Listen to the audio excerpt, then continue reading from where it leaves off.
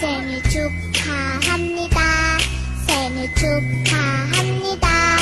꽃다운 내 친구야, 굴곡있게 살아요.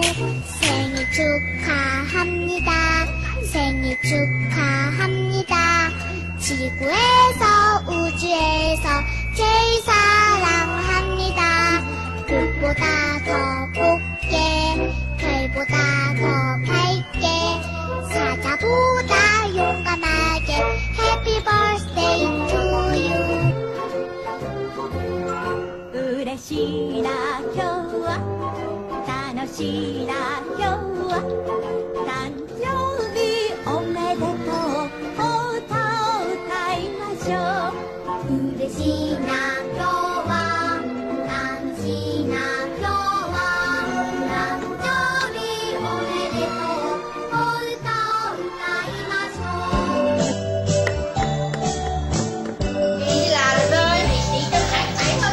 Để có cái lúc nào có môi trường cho mẹ em tại tự Cô môi là chụp một người luôn, một khẩu luôn. đây đi, Cô bên đi đằng này, cô bên đi đi công dạo đây này, công dạo đây này. Ôi, sáng nay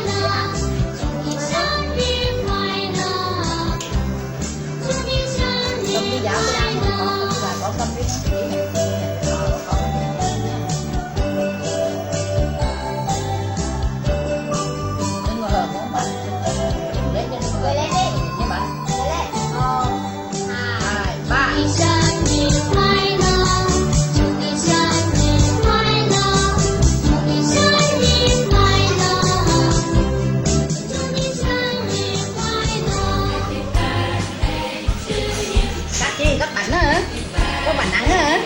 Từ từ ăn đi xong đã rồi mới ăn bánh chứ. Nhưng mà bố chưa cuốn.